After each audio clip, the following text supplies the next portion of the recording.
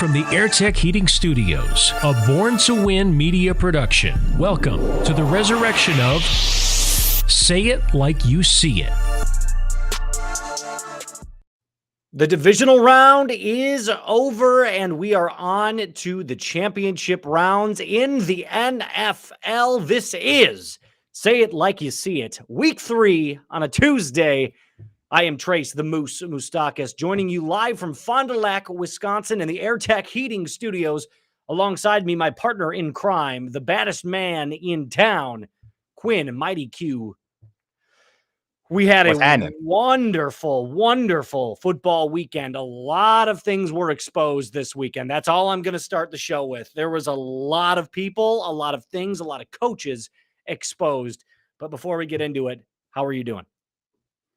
Like you said, it's a new day. We're rocking and rolling. I drove Billy Bad John Brown out of town because, this town isn't big enough for the two of us. But, doing pretty well. It's a Tuesday. Week started off, and we're rocking and rolling. Let's get it going. Let's get into some football talk. All right, so obviously the divisional round was this last week. We had the Chiefs and the Jaguars. We had the Giants and the Eagles. We had the Bills and the Bengals. And then we had on Sunday night, the 49ers and the Cowboys. And we've got a lot to talk about with all of these teams. But let's just start with our very brief wrap up.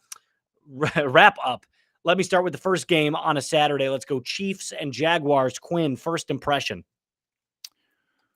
Well, put it this way. Patrick Mahomes and the Chiefs are very, very good. But essentially, out of this one, the biggest storyline is that high ankle sprain for Patrick Mahomes.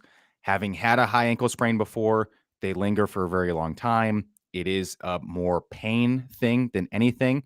It's not something that will really. It's going to depend on Patrick Mahomes, essentially taping it up, having a couple things shot into him, and we'll see how he goes. I think if he's able to play at least 90%, I think this game's going to be very, very competitive. I mean, we saw him play just fine after the first quarter yesterday, and the injury, came back in the second half, still threw 2 touchdown passes.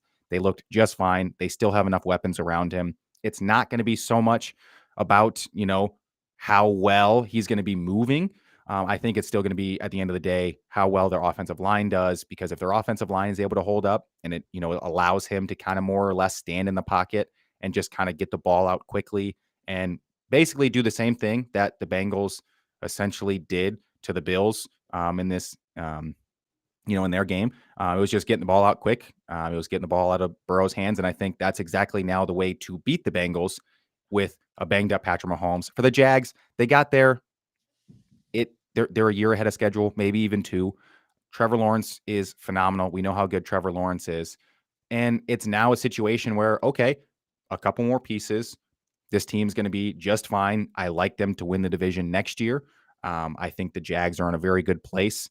It's more or less just, hey, we're kind of ahead of schedule. But I think the biggest storyline for sure, though, the Patrick Mahomes ankle injury. But I think it's going to depend now how fast he's able to heal, how much pain tolerance he has. But high ankle sprains are really no joke. Yeah, no, they're not. I actually had a high ankle sprain when I was a junior in high school playing for the baseball team. And I can tell you this, I put it in an ankle brace and I played the rest of the season. I didn't take off a single game. I will say this, though. It is incredibly painful. So it definitely limits your ability to go full speed. I was operating at about 75 to 80% the entire rest of the season. I can tell you that's what he's going to be at. It's not going to be the full Patrick Mahomes experience that we're used to seeing. But nonetheless, Patrick Mahomes at 75 to 80% is still better than like 90% of the QBs in the league. So I will take him any day of the week and twice on Sunday, even with that banged up ankle. Mentioning the Jaguars, yeah, Trevor Lawrence, like you said, I think you put it perfectly. 2 years ahead of schedule. They really only are deficient in 2 areas. That offensive line collapsed a few more times than I would have liked. So maybe clean up the area in the left guard, maybe the left tackle a little bit. And then honestly, they just need another pass rusher. They're really good over the middle of the field. Their secondary is not bad. It's more just so like they don't get to the quarterback as much as they should or at an elite level. And that's what you see a lot of these great teams have. You got a great quarterback, got a decent offensive line, you got a weapon on the outside, a good star corner, and then you have an elite pass rusher. And that's just something the Jags don't have quite yet. So I'm really excited to see where they go. But like you said, yes, this is all going to come down to Patrick Mahomes and his ankle and what is he able to do. The Bengals, hottest team in the NFL right now. I would not want to be facing them if I was anybody in the league. So as of right now, I'm kind of leaning more towards Cincinnati. I know we're going to get into our actual, predictions and breakdowns of the game on Friday. But as to if I had to give it one right now, I'd probably go 55-45 in favor of the Bengals. But moving on to what we had on Saturday night, a game that I watched the first quarter of and then turned off because it was just an awful game. And for one team specifically, for one team, it was great. The Philadelphia Eagles and the New York Giants. What say you? Like you said, it was kind of over after the first quarter. It was one of those that once we saw how the Giants kind of came out playing, it's like, okay, yep, it was exhausted last week. That was their big week. That was, playing against a bad Vikings defense, in a perfect spot, in a great opportunity for them. So this week they ran into a great Eagles team. Jalen played just fine. Like we're looking at it, he looks healthy to me. The Eagles, they kind of hit on all cylinders. That end of the year, I think for them, that bye was super important in terms of now how healthy they are because a lot of their guys look really, really good. They look refreshed. They look like they used the perfect level of intensity through the bye week to kind of maintain that. But it was more focused on getting guys healthy and getting them rested. And now they came in, they were locked in, they knew exactly what they had to do. And they didn't come out messing around like some guys do off a bye. They didn't treat it like a vacation. They didn't treat it like anything else. Because sometimes, having a bye that first week of playoffs, for some of those guys, it feels like you didn't make the playoffs. Like if you're not playing when everyone else is, it's like, oh, why are we not? We're kind of on this, oh, we got off a couple days and, you can carry this lackadaisical attitude into it. And the Eagles didn't do that. They looked just fine. They're pretty much locked and loaded as of right now. If they play that efficient based off of how the 49ers played, I would lean towards the Eagles actually winning that game. If I had to play that exact same scenario and put those two teams against each other, the Eagles look like the better team out of the NFC for the same reason that the Bengals look better than the Chiefs did. And now it's just a situation of the same situation for the Giants. Okay, you guys kind of hit a year ahead of schedule. Daniel Jones, you now don't have to go and look for a quarterback. You know that he's serviceable enough to get the job done. You can clean up, a couple of the other things. You can add in a couple more pieces. And I think the Giants, just like the Jags, have a very good chance to compete in the division.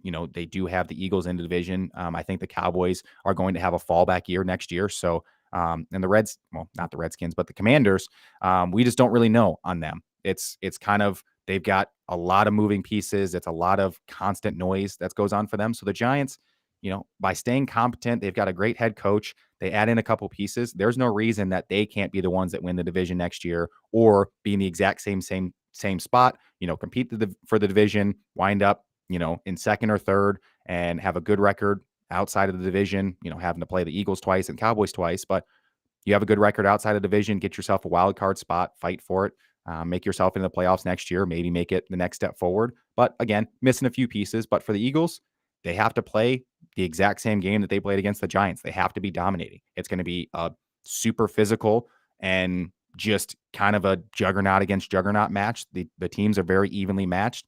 I think Jalen is a slight edge over Brock Purdy, but we saw some mistakes from Purdy that weren't capitalized on by the Cowboys that I think the Eagles will. I don't think they're going to drop the interceptions. I don't think they're going to miss some tackles. Their offense is a lot better suited and a lot more cohesive than the Cowboys were. So at the end of the day, like you said, it was the first quarter and it's like, okay, like who really cares? Like we know the Eagles are better. The Giants are playing along. So like you said, it was like, oh, perfect, on to next week. But what I saw from the continuation from it is the Eagles need to play that exact same game if they have any chance of beating the 49ers next week. Well, so I want to talk to you very quickly about, we can talk about the Eagles all day long and how Jalen Hurts is taking the next step and Nick Sirianni, everyone was wrong about him. And this team is just loaded, right? They've got pieces all over the field, defensively and offensively. But I want to bring up the Giants really quick. You mentioned that Daniel Jones has kind of cemented himself as the Giants QB. I think the Giants are actually in a really unique spot, kind of like how the 49ers were a few years ago. Do you remember when they finally got to the playoffs. They got bounced really early. And then Jimmy Garoppolo was still playing at that level where, hey, we're getting to the playoffs every single year. Hell, we just went to a Super Bowl, and they went out and they drafted Trey Lance. They moved up and they got Trey Lance. So I think the Giants are in this scenario where they're going to probably do something very similarly. And they're going to kind of treat it like they did with Trey Lance, did with Jimmy Garoppolo. They're going to sit their backup, their guy they drafted for the entire year. They're not going to let him play once. They're going to say, look, Daniel Jones is going to be our guy. This is his year to show that he is the contract guy. This is the guy that is going to be our, $30 million guy going forward for the next 5 years. And just kind of let him develop behind him. Look, you're losing Saquon Barkley most likely. What is a better bargaining chip than a new quarterback that could potentially get you to that next place? I think Saquon cares more about, yes, he cares about his money, but he cares more about the Giants being an elite competitive team. And I think what you saw was, hey, we're good enough to beat these fringe playoff teams like the Vikings. We are not even close to a juggernaut. And the elite teams in the NFL, like the Eagles, they got slaughtered. What was it, 38-7? I mean, it wasn't even competitive. So that's where I think if the game was more competitive, then yeah, you're right. It's locked up. Daniel Jones is the guy. But it wasn't. He didn't play well. And we have seen far too many games where Daniel Jones hasn't played well. Hell, he only averaged 200 yards a game. I think the Giants are in this spot where they're like, hey, we're going to go out. We're going to draft a quarterback. He's going to sit the entire year. You got some competition now, young fella. Daniel Jones, go out and show us what you got. Yeah, I mean, I get what you're saying. I just think the Giants are too conservative of a franchise to do that. I mean, we look at Eli and how good Eli was outside of the 2 years that he won a Super Bowl. He wasn't really that good of a quarterback. I mean, over his career, he was a 50% quarterback. So in terms of like the whole Daniel Jones he's good, he's not good. At the end of the day, the Giants know, hey, he's a serviceable guy that has a ceiling, but his floor is high enough that it's like, well, you're average enough. So I think it's kind of, I now kind of put in the same regard of the Bears. If you give Justin Fields a bunch of really good weapons and the Bears still don't produce, you now know, okay, Justin Fields is the issue. I think that's what the Giants more or less are trying to do around Daniel Jones, because it's like, yes, Saquon's there. If he stays, he stays. He wants to get paid, so you can pay Saquon. You don't really have to pay Jones that much because it's like, hey, you only average 200 yards a game. You had 15 touchdowns. But like, let's develop and throw some more guys in there. Let's make it a really high-powered offense. Let's continue to see what you can expand. And then, yeah, if he's not the guy, then there's definitely some time to move off. I just don't think they're going to invest the needed, like, because when you say, oh, they like drafting a quarterback, most guys outside of really the third round, like if you're willing to put in some real time and really development them, and then you start to look at it, that's a long-term process. And I think the Giants would much rather bring in a free agent than they would, spending a high draft pick on a guy that they can, get as a workable piece. But at the end of the day, who knows? It's a fringe playoff team, like you said. Which way are they going to go? Are they going to pour in that makes them a better playoff team, or are they going to do what 50% of the NFL does when you make the playoffs? 50% of the teams don't make it again next year. The Giants, they're one of those teeter-totter teams. They're either going to get drastically better, which I think they will because I think Daboll is a great coach, or they turn the exact opposite and they are absolutely worse and they win like 6 games next year. Well, that's what I was going to say. The Giants are going to do one of two things in this draft. Number one, they're either going to do, like you said, just build around Daniel Jones. They're going to draft a bunch of offensive pieces. But look for the Giants to draft like 3 or 4 wide receivers. Kenny Golladay has been the biggest flop in free agency that I think I've ever seen. One productive wide receiver to the next year, basically irrelevant on a team that doesn't have a lot of wide receivers. So that's either the first thing, or number two, like I was saying, they're going to draft a quarterback. Brian Daboll, like you said, is a great coach. Look what Josh Allen has become without him. I mean, this is an offensive identity that has yet to be seen from the Buffalo Bills. I bet your stars that Josh Allen is wondering to himself, God, I just wish I had Daboll back. We probably would have won the Super Bowl this year. So, no, I think, when you have a great coach, and we think Daboll is, right? He took this team and brought them to, what everyone thought was going to be a 4 or 5 win team, brought them to the playoffs. Now it's going to be about, okay, well, can you draft a quarterback and develop him quick enough within 2 to 3 years to be a Super Bowl contender? Or are you just going to build around Daniel Jones and hope for the best? It's going to be remain to be seen, but those are the one or two options that I really think are going to go the Giants' way. Moving on to our next game. First game, the game that I thought was going to be the game of the week turned out to be one of the biggest stinkers of the week, probably the second biggest one. The Buffalo Bills against the Cincinnati Bengals, where the Bengals routed the Bills 27-10 on their home field. Quinn, I got a lot to talk about, and we do too, coming up later on in the program, but I'm going to start with you. Very briefly, what did you see? I saw the Bills continue to do Bills things. The Bengals came in. They clearly had the better plan. They clearly had the better team cohesion. They had almost seems like a relative expected to win factor. Like I felt like the Bengals kind of came in and like that's the reason I picked them to win. Like I just felt like the Bills are this still identityless team figuring it out. We're in playoffs, like we're playing some pickup football. And I think that purely has to do with their coach and being McDermott. It comes down to him. He's a defensive guy. He just got out coached and it wasn't even close. We look at how good Nick Saban is at Alabama. And the reason Nick Saban is so good is because every single year, without end, they have a tremendous offensive coordinator on the opposite side of the ball that is going against Nick Saban every single day in practice. So Nick Saban can't stop most of the offenses that come out of Alabama. Like he can't stop his own offense because that offensive coordinator is that good. They know what they're doing. That's what's happening right now with the Bills is Sean McDermott's out here like, oh, it's all about defense. And, you can't do that anymore. If you are not an offense-focused team in the NFL currently, then you are a losing franchise. That is hooking all your talent to an anchor and pushing it off deck. Like you are going down. That is it. Period. End of story. The game has shifted to offense. You can't touch the quarterback. You can't touch the receiver. There's penalties that are thrown more often on the defense, especially as soon as the ball goes vertical. It is a scoring game. It is a faster paced game. And defense's job is about basically being a roadblock that either you can hold them to a field goal or you somehow get them off the field and a punt or turnover. That is what defenses are supposed to do. It's not this age-old, well, we're going to hold them to 10 points. Good luck.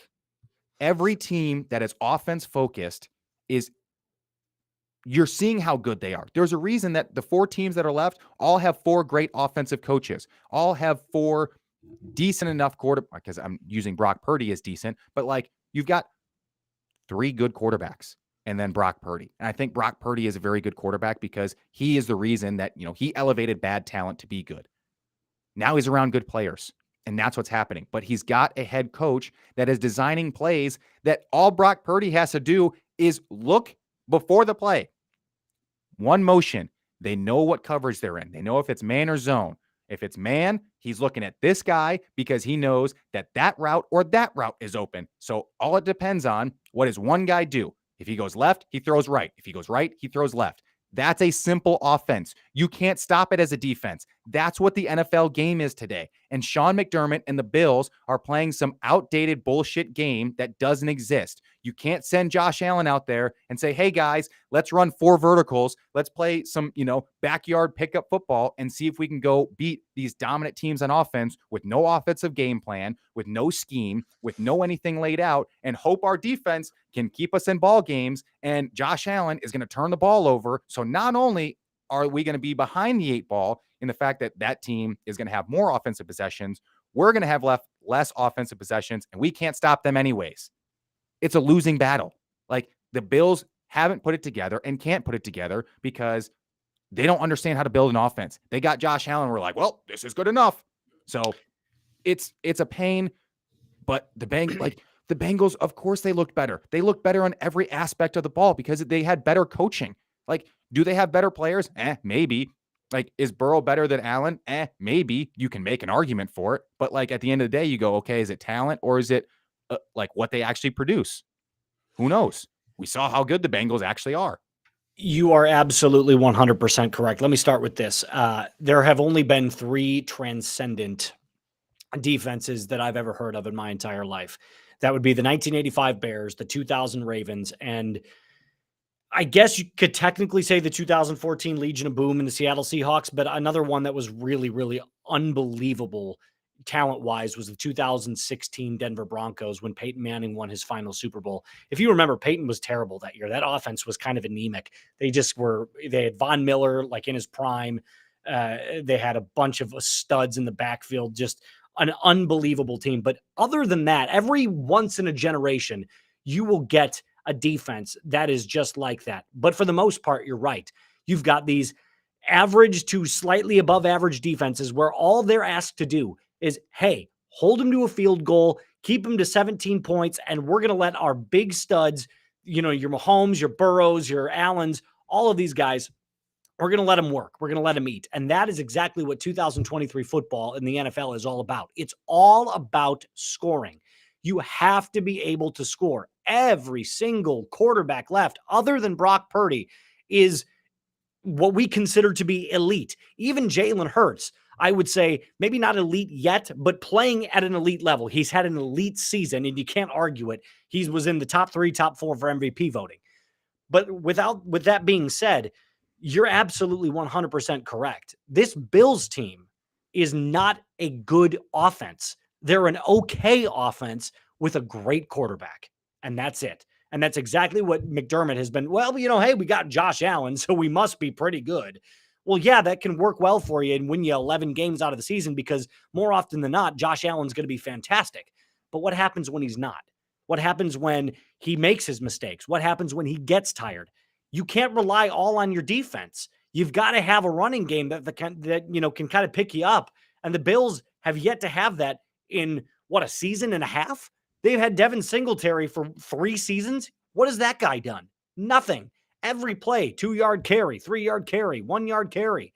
It's time to draft a supplementary piece on that offense that the Bills can utilize. And that starts with getting the pieces around Josh Allen to say, hey, listen, we want you to be great 5 to 6 times a game. We don't want you to be great on every drive. There's going to be a few throws that we're going to ask you to make where we want you to be Josh Allen, where we want you to throw it 75 yards and put it right into Stephon Diggs' hands. But we don't want you to do that the entire time.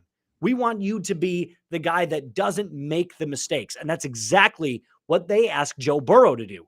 And that's why getting into our next segment, not this at this very moment, but right after we talk about the Cowboys and the Niners, we're going to talk about why I believe Joe Burrow has surpassed Josh Allen. I think the only last thing I'll say kind of before we get into that is there's also this confidence factor that the Bengals have right now because they're a cohesive unit and it starts with Joe Burrow. And that is a complete different factor. And that's honestly why I'm picking them to win the Super Bowl right now. Like the Bengals are winning the Super Bowl. I'm letting that be known right now. Whatever week we're on, it's January 24th. The Bengals are winning the Super Bowl, period. If everyone is playing in the Super Bowl that played yesterday or 2 days ago, they are winning the Super Bowl. And end of story, period. Simple. No, it's a good pick. I mean, they're the hottest team. What have they won? 10 straight? They're going to have that. Them and the 49ers. Like them and the 49ers are just on an incredible run right now. Well, speaking of the 49ers, I'm in my 49ers red right now. Feeling pretty good about it. But did we have a game Sunday night? Let me start with this. I thought the Cowboys defense was spectacular. I really did. I thought the Cowboys went about pursuing Brock Purdy and this unbelievably aggressive 49ers team the right way. They made plays by blitzing. They made plays by pressing. They made plays by sticking with their receivers one-on-one. I thought other than a couple of dropped picks that they had, which, hey, there's a reason they play defense, right? If they didn't, they'd be receivers. But they were unbelievably aggressive. They were assertive. They had the right game plan, and they played great. Only let up 19 points. Anytime you can, give up less than 3 touchdowns a game, you're doing something right. And if not for Robbie Gould, I don't know if the 49ers were, all too impressed with their own offense, but this game falls solely on the shoulders of one man and one man only, the guy they're paying $40 million a year to, Dak Prescott. And this is exactly what I don't want to call us Dak haters, right? Because we're not haters. We're realists. We see what Dak is. And Colin Cowherd put it the best today. He summed it up better than I've ever heard him sum up something. He is Kirk Cousins with the biggest brand in football. And that's what he is. He is a guy that is mediocre, has some games where he really plays fantastic, has some real clunkers, and in the biggest moment is not going to show up. And I know he had a great, great game against the Buccaneers. We both know the Buccaneers did not belong in the playoffs. They weren't a playoff team at all. They just happened to win the worst division in the entire league. But Dak Prescott can do these things against the bad teams. It's against the good teams like the 49ers that he shrinks. The issue with Dak is the same. So in Dallas, and having grown up and lived in, everyone sees the Texas flag. So Cowboys fans are different. Cowboys, the home favoriteness of we're America's team. That whole shtick is the only reason why Dak Prescott hasn't been moved. Like, his intangibles off the field, great. He represents the Cowboys well. He says the right things at the mic. He keeps himself out of trouble. He does the right things. He's seen around town. Like, people like him. He does a good job. He has great games. And especially for Dak, having the fact that the majority of his career, the Giants were terrible and Washington was terrible. You'd get a good Eagles team, based off of the last you had good Eagles teams. They won a Super Bowl. He got to play 4 games a year against terrible teams. So what happens? He plays terrible teams. He plays great. He puts up a bunch of garbage stats. Dak Prescott is the same as Russell Westbrook. He's very talented. But when I look at his stats, I know they're inflated. They're more inflated than Joe Biden's economy, because that's how it is. It gets at the end of the game. The Cowboys will be up 20 points. I watched him. I remember specifically when they did it against the Packers. He threw for 440 yards that game and 4 touchdowns. Why? Because they were up by 17. They were, what did the Packers have to lose? They were literally just trying to play not to get beat.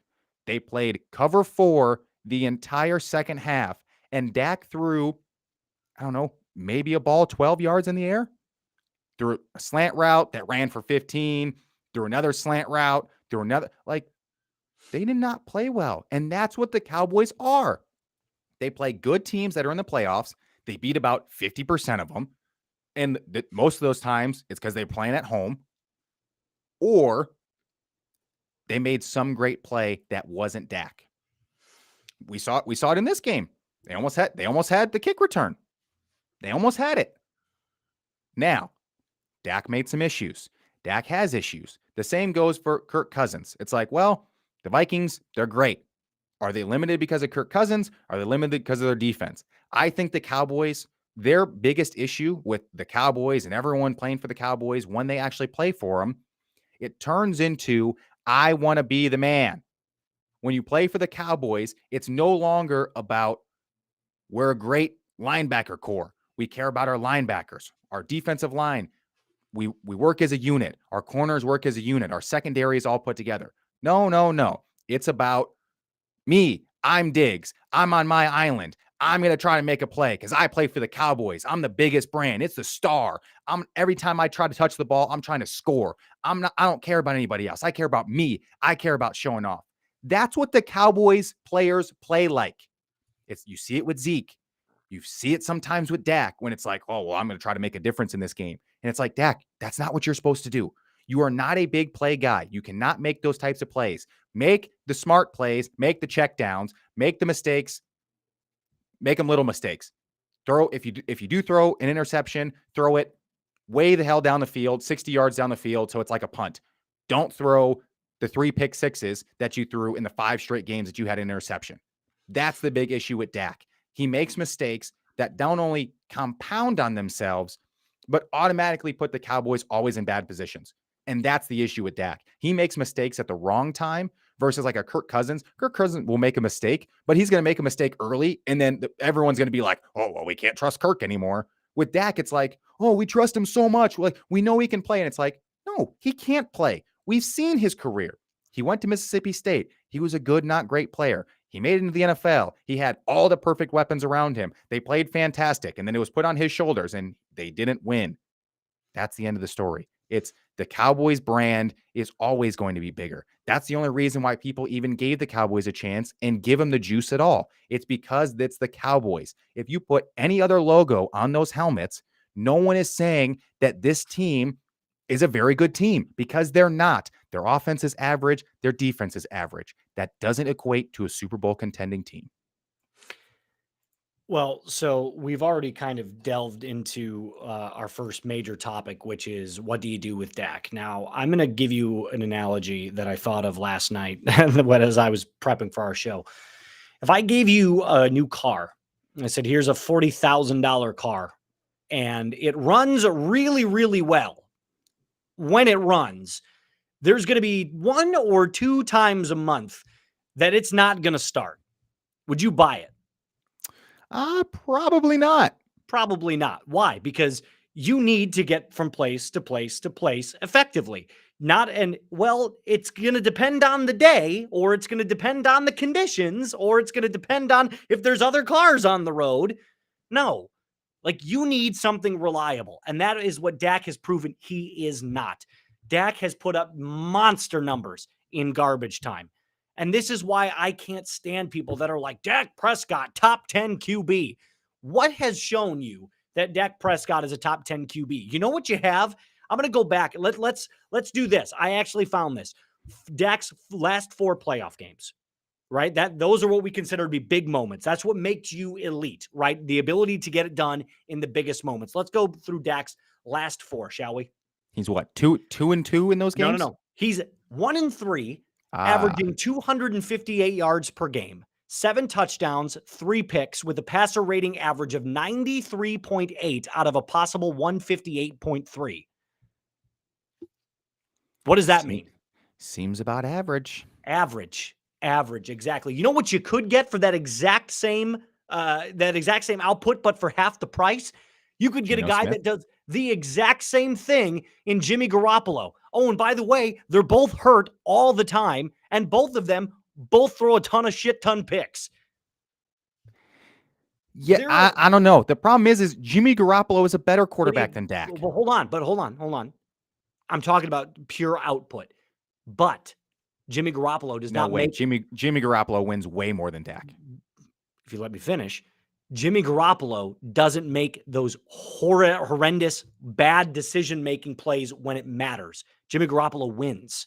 That's what was my final point.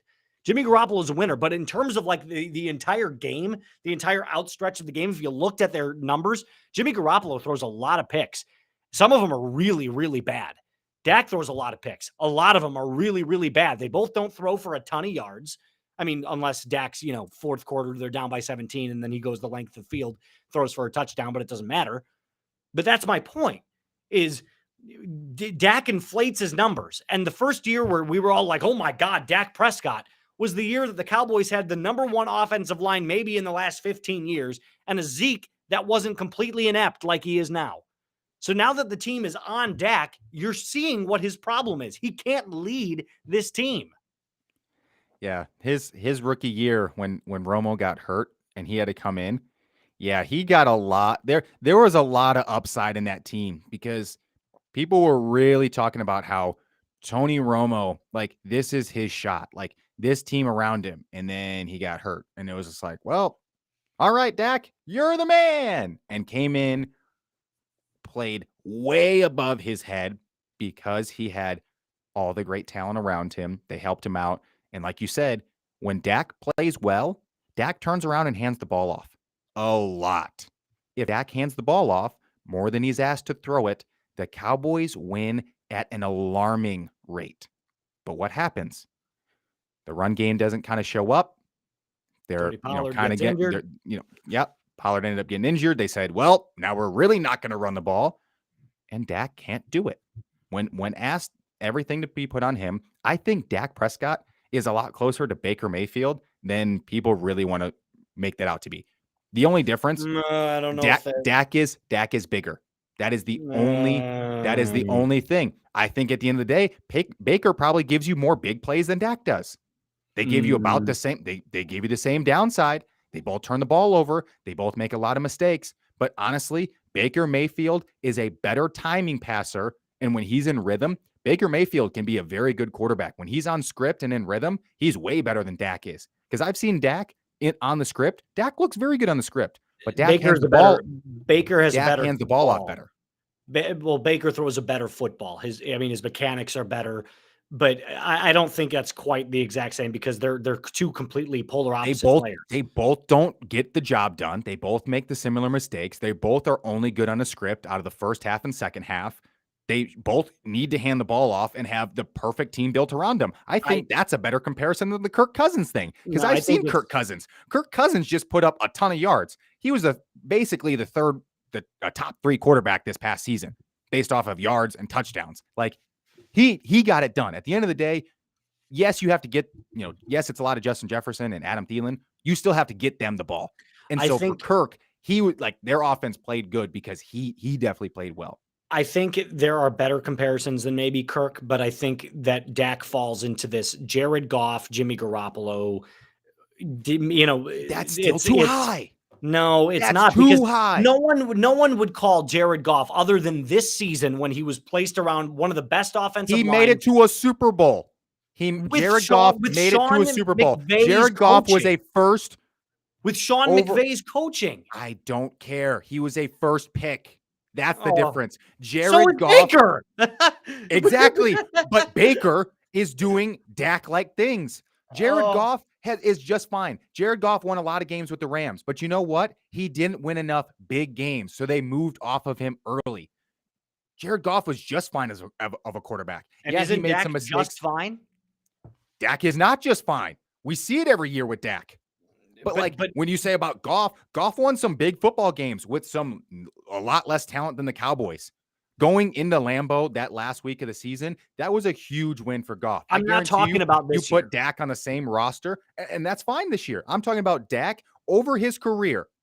You can put Dak on a lot of different teams, and Dak has nowhere near the reason I said Baker Mayfield is because if you made a clean swap, if you put Dak with the Browns, that same stretch, I think the Browns only would have done slightly better because I think the only thing that Dak does better than Baker Mayfield is his off-field intangibles.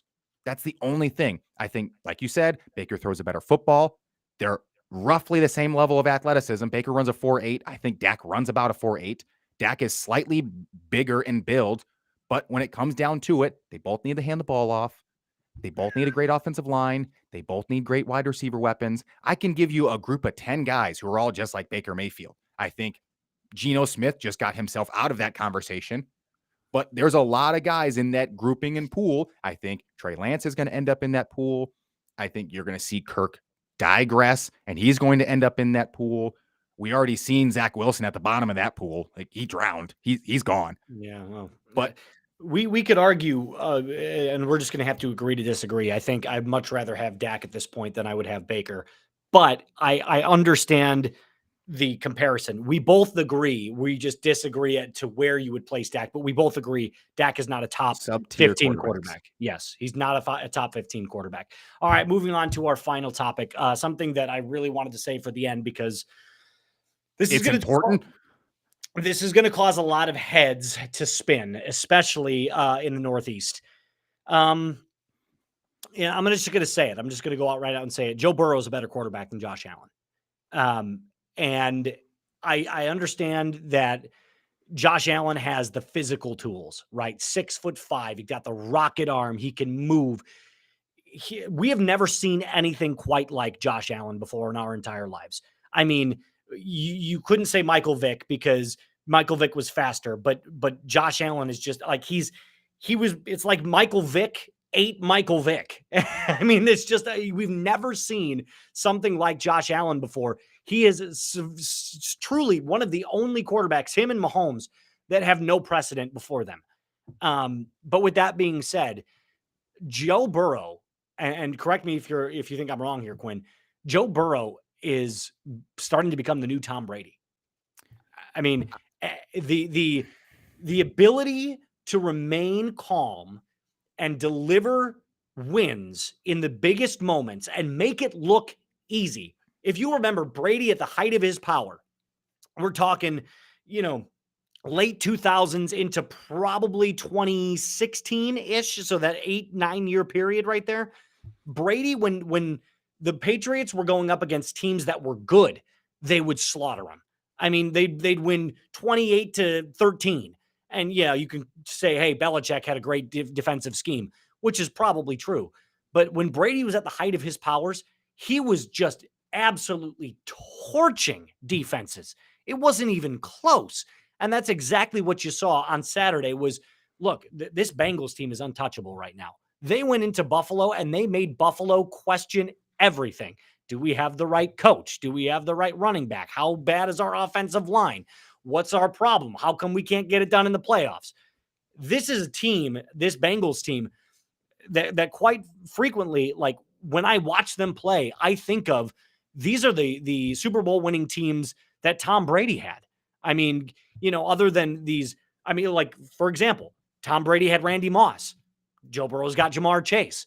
And then you have a hodgepodge of other players. T. Higgins is good. He's not great.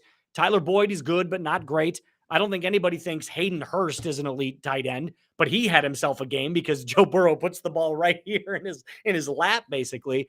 And then, of course, you had a couple of wide, running backs in New England that were always pretty good. And Joe Mixon is a above average running back, right? He's fringe top 10.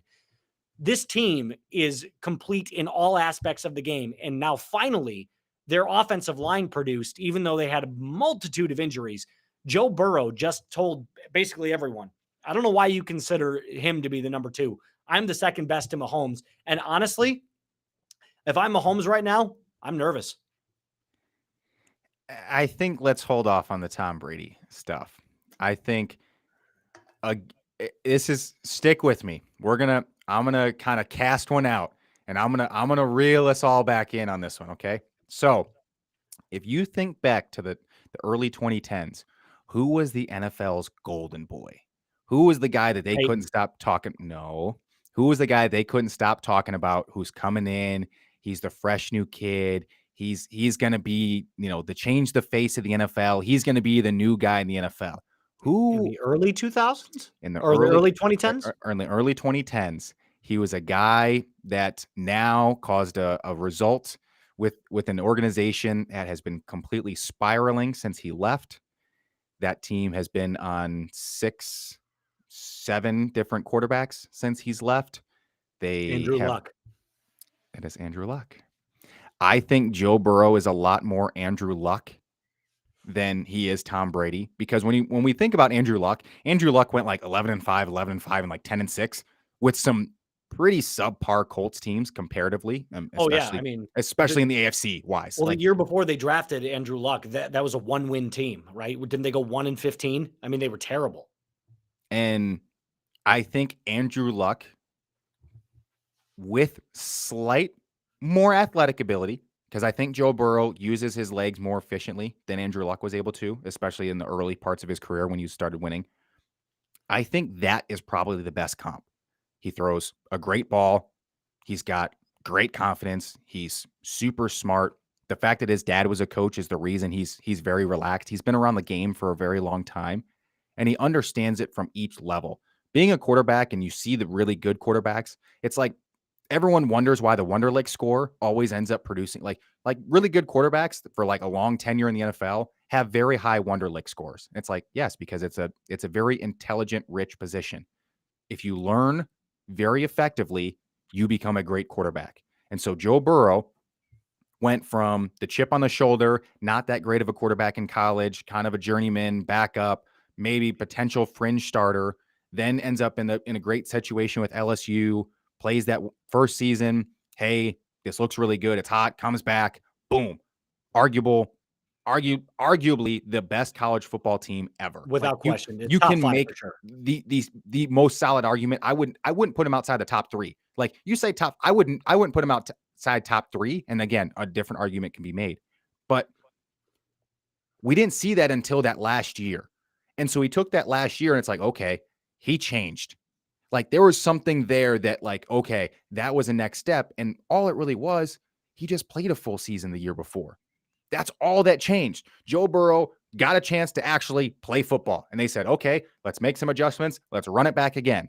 And then he shows up in Cincinnati, gets hurt because terrible offensive line. But then it's like, hey, go play football again. And he's like, well, I've been sitting around and I'm watching and I let the game. It's now very slow to me because he learns incredibly fast. His dad was a coach. He understands football from every single aspect. I guarantee if you were to ask him what a defensive tackle is supposed to do on a certain stunt, I guarantee you he can break it down to you and teach it to that defensive tackle, which is what makes the game so easy for him. He's an intellectual mind that has athletic abilities that perfectly match. He's got great confidence. It's chewing gum confidence. It's essentially he's just kind of walking down the street, chewing gum, just hanging out, having fun. He's got great rapport with Chase because he's played with him for the last 3 years. T. Higgins is, like you said, good, not great, but a perfect number 2. Boyd fits in great. Like the team is stacked. When we really look at the team is actually quite stacked. They are very good because if you take okay, how good were these guys immediately when we look at them in college? Well, they were very good. So why did people not say it's like people not talking about T. Higgins? T. Higgins played for Clemson. Like they kind of produce a lot of wide receivers. Like he was a big reason why Trevor Lawrence was so good. Like let's not doubt that pool. That's the good part about the Bengals.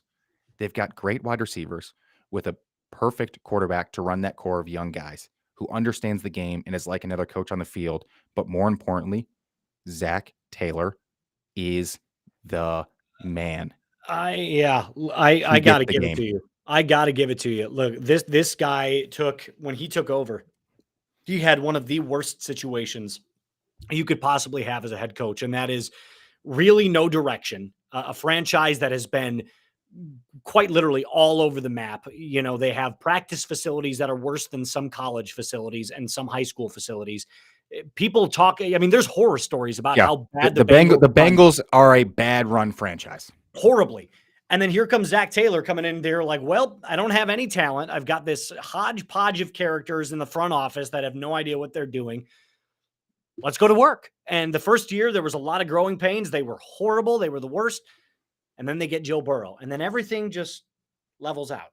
And that is exactly why I believe that Joe Burrow and Tom Brady's comp are so similar. It's because when Tom Brady was in his prime, it was like there could be a problem with the receiving core in New England. Well, Tom Brady's going to make somebody a Pro Bowler, whether that be Wes Welker, who went undrafted, whether that be Julian Edelman, who was a college quarterback, didn't play any receiver in college. Guys like Chris Hogan, who no one's ever heard of before. I'm not going to give you Gronk because Gronk would have been great anywhere. But there's a lot. Deion Branch was another one of those guys. Like Aaron Hernandez. Yeah, well, again, so these tight ends actually had some talent, but these receiving cores that Brady was able to work with, he made everybody a stud, and nobody worried, nobody panicked, nobody said anything because every year it was, well, if they don't win the Super Bowl this year, they're going to go to the AFC Championship, and that's how I feel we look at Burrow. It may not be their physical comps because I agree with you, Andrew Luck and Joe Burrow physically and the way they play stylistically are very comparable. But the way they play intellectually, Tom Brady and situationally and intellectually, Tom Brady and Joe Burrow are one and the same. I mean, it's this level of there's 2 minutes left in this ball game. There's one quarterback now in the NFL that I want with the ball in his hands, and that's Joe Burrow. Yes, even more than Mahomes. Whoa.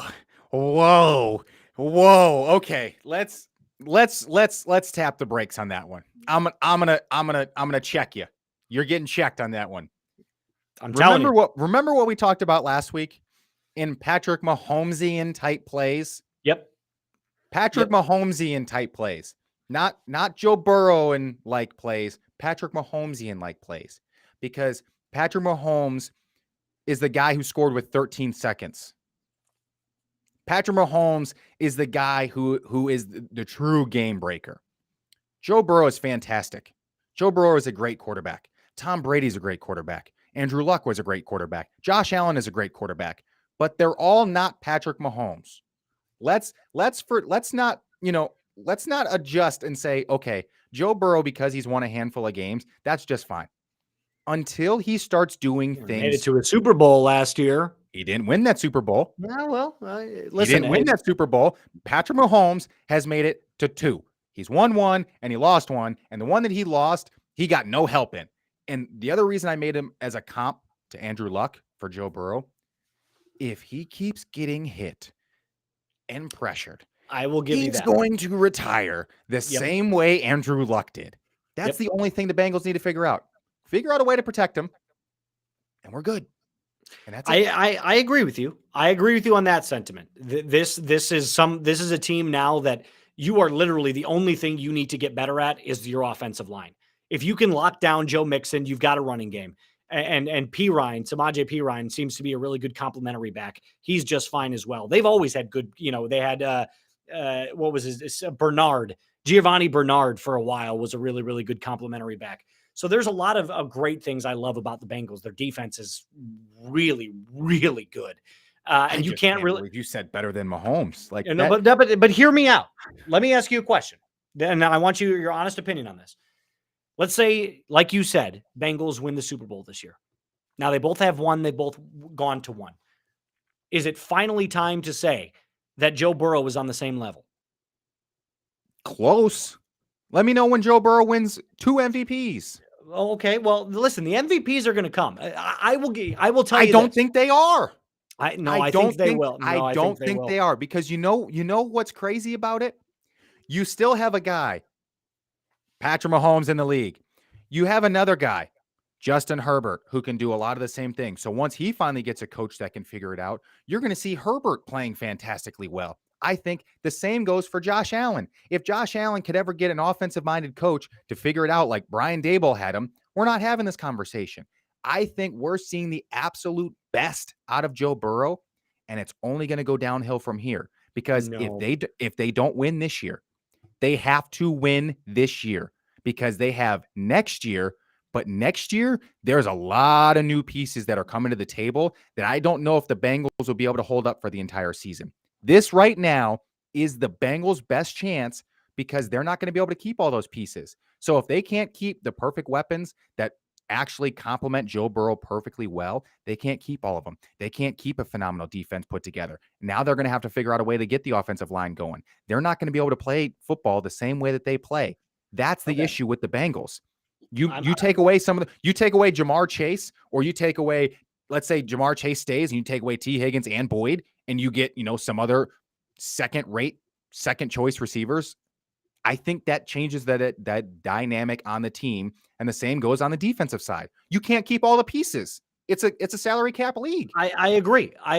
But here's what I'm going to tell you. I'm going to go through Joe Burrow's 6 playoff games that he's played in. And he's, by the way, 5-1 in these 6 games, but that's neither here nor there. First game goes up against Derek Carr, wins. Then he goes up against Ryan Tannehill and wins. Now, I'm not saying Ryan Tannehill is something to like, oh my God, it's Ryan Tannehill. But that was a really, really good Titans team that just shit the bed all over the place. And the Bengals mopped the floor with them. Then he goes up against Patrick Mahomes and he wins. And they were down big in the first half. I watched that game at your place. Then they go up against, in the Super Bowl, Matt Stafford and Sean McVay. And I think you and I can both agree, a first-time team in the Super Bowl, the moment is just too big. Matt Stafford has been a veteran, although he's never been to that moment, has been in this league now for 14 years, 15 years? And no moment is too big, because he's been in almost every moment except this one. This was a game where it was too much, too fast for the Bengals, and a team that got too hot finally met their best wits end, which was one of the smartest coaches in the league and an experienced veteran in Matt Stafford, also with the Cooper Kupp, who did amazing Cooper Kupp things last year. But now let's go to this year. First game, who did they beat? Okay, they beat Tyler Huntley, and we can throw that one out. I'll give you that one. It's an easy win. Now they play Josh Allen in Buffalo in a snowstorm. And they not only win, they didn't win by a field goal, they demolished the Bills. They won by 17, and it should have been more because, frankly, the entire fourth quarter, the Bengals did nothing except hand the ball off to Mixon, hand the ball off to Pirine. Oh, there's a check down. Let's punt it away because they're not going to do anything on offense. You've got 6 games now where you've seen Burrow go up against some of the most elite talent, and it's going to be shown again this Sunday against Mahomes. I'm telling you, if he beats Mahomes this Sunday and then he goes in and wins his first Super Bowl, I think you have to start looking at it as not Mahomes 1 and Burrow 2, but Mahomes 1 and Burrow 1A. I'll give you 1.1A. Like, trying to stay on the same level, because we look at the Chiefs. The Chiefs have already gone through their thing. They're paying Mahomes now, and we're seeing him be the exact same with different weapons. I haven't seen Joe Burrow play with different weapons other than the ones that he's played with for the last 4 years. So Correct. if that dynamic changes, if their defense isn't as good, that is going to be the difference. I still think Trevor Lawrence is a better quarterback than Joe Burrow is, because Joe Burrow and that LSU team, it's not close. Joe Burrow and that LSU team was a perfectly fit team from top to bottom, perfect. Trevor Lawrence's Clemson team wasn't nearly as put together as that team. That Ohio State team with Justin We're not talking Fields about college. but here's where I'm carrying that over. I saw Joe Burrow do fantastic things with the best players on the field. Great. Now what's going to happen when you don't have those great players on the field next to you anymore? Because that's going to happen. I've only seen Joe Burrow play with the best players on the field every single week. Jamar Chase is arguably the best athlete on the field against whoever he's going against every single week. Higgins is better than most slot corners and most like that unit on offense is tremendous.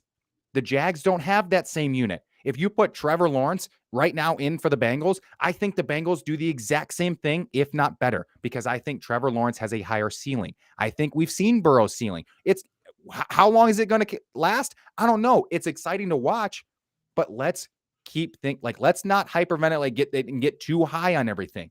We have to look at the comparison fully across the board. We look at full intangibles, and there are a lot of guys that if given the same things that Burrow did, and that's why I say it's the NFL, things shake up, things change, which is why I'm not, after this year, I think the Bengals are going to make a different turn because guys are going to have to get paid. Things aren't going to be the same. The units aren't going to be the same. It's not going to be as flawless. The Jags are going to be better. The Chargers are going to be better. The Jets are going to be better. The Ravens have a chance to be better if they finally just decide to pay Lamar and bring in one receiver. Like, that's all they need. Like, the AFC is going to continue to get better, and he has to play against quarterbacks that are of his same caliber, and if not better. I think Trevor Lawrence is tremendous. I think Justin Herbert is tremendous. I think Patrick Mahomes is tremendous, but the best out of all of them is Patrick Mahomes. Like, you can make anybody 1A depending on who you put around him. And that's my thing with the Bengals right now. Joe Burrow is capitalizing. He's perfect on it. It's going to change. I will give you this. Patrick Mahomes showed us this year, because remember the argument was, well, without Tyreek Hill, what's he going to do? He doesn't have the fastest player in the league. Okay, well, we put, basically B receivers around him. We both don't think Juju's a receiver. We don't think Marquez Valdez-Scantling's an A receiver. And Patrick Mahomes just, put up the most yards of any player ever. I'm not arguing that Patrick isn't number one right now. My argument lies in this. If Joe Burrow beats him again, that's twice in the AFC Championship, and he has to go out and win it. But that's part of the game. Like, he wasn't hurt last year.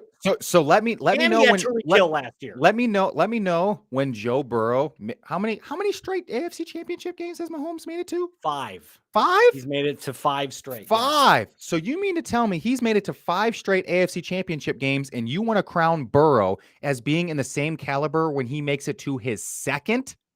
If he beats Mahomes this Sunday, so his second straight AFC Championship game, wins the Super Bowl. They will both have gone once and won once. They'll be 1-1. And then I think you have to look at it and say, Burrow is a better playoff quarterback. Sure. I'll wait for Joe Burrow to make it to 5 straight AFC championship games before I start trying to crown him over the top of a person who's been to 5 straight AFC championship games. He's about to make it. There's a chance that Patrick Mahomes plays fantastic, wins this game, makes it to the Super Bowl. And then Let's you can say shut me up. he wins again. And then what happens? And then you can shut me up, and you could shut me up for good. I agree. I You're think putting the cart before the horse. But the margin of I mean, think about it. We're talking 5 like inches straight here. AFC We're talking championships. inches here. The Mahomes is phenomenal, and then you have a multitude of players that are 4 or 5 of them: Herbert, Burrow, Allen, Lamar, that are transcendent talents. Correct, which is why I'm saying Burrow's not better than any of them. The only reason Joe Burrow is better than them because Joe Burrow has he has the perfect pieces around him at the moment. Patrick Mahomes. So did he. He had Kelsey, who's a Hall of Fame tight end. Tariq Hill, Hall of Fame receiver. Exactly. Andy Reid, Hall of Fame head coach. I will say that Joe Burrow is of the same caliber as Patrick Mahomes when he makes it to 5 straight AFC championship games. Because Patrick Mahomes, we all know that if Frank Clark is not offsides against the Patriots in that game and that other flag that shouldn't have been thrown, Patrick Mahomes goes and wins that would have been his first Super Bowl. Well, we can argue about and so we'll put it this way: they did lose that game, but you're talking about Patrick Mahomes lost his first two to a guy who is the GOAT. So in terms of my losses came in the playoffs to the GOAT against the GOAT coach. And here's what I'm saying. Straight I get it. AFC I understand. It's too early for Burrow. It's too early, and it might be too early today, but give me 2 years. We'll see if they make it next year. Give me the second weekend in February. If the Bengals are hoisting that Lombardi Trophy, I'm telling you right now, it's Mahomes 1, and then it's Burrow 1A. Okay, I'll give you this. They host the Lombardi Trophy. They win. They go to win the Super Bowl. They finish out their tear of a run. And let's say they do it better. Let's say they beat the Eagles because they're a 1 seed, so it makes it even cooler. What happens next year if they don't make it to the playoffs? They will make it to the playoffs. Come on. Okay. What if they don't? What if they don't? Joe Burrow's. What if they don't make it to the AFC Championship game next year? Well, you cross that bridge when you come to it. But I'm telling you, what if Mahomes didn't make it to the AFC Championship games? I mean, he's we made could it argue to 5 in a row. We could argue the what ifs, though. I'm telling you, Patrick Mahomes has went to 5 in a row. Burrow made it to his second, and you're saying he's of the same caliber. He's not. Second in 3 so years. I'm saying, okay, he still only has gone to 2. He's gone to 2. Patrick Mahomes has gone to 5 straight in the 5 years he's played. Patrick Mahomes has played a full season, 5 years, and has gone to the AFC Championship 5 straight years. I'm saying, period. Mahomes End of story. 1, Burrow 1A. There you go. That's how we have to end it there. We have to end it there because we could talk all day long about this, but it was a great debate. Friday, 2:00, same time as always, live from the AirTech studios from Fond du Lac, Wisconsin, and Quinn in Fargo, North Dakota. You can go check us out on TikTok. You can check us out on our Instagram. That's Say It Like You See It Pod. You can find us wherever you get your podcast. You can check us out on YouTube and on Facebook. Quinn, it was a very healthy debate today. Of course, it's always a good, healthy debate. Yes, it was. It's the same good, healthy debates as, being naturally talented is, I think, better than working hard. But that's a different story, different day from an old conversation. So that's fair enough. All right, we will call it a break there then. From the AirTech Heating Studios, I am Trace the Moose Moustakis alongside Quinn, the Mighty Q himself. We will see you guys on Friday.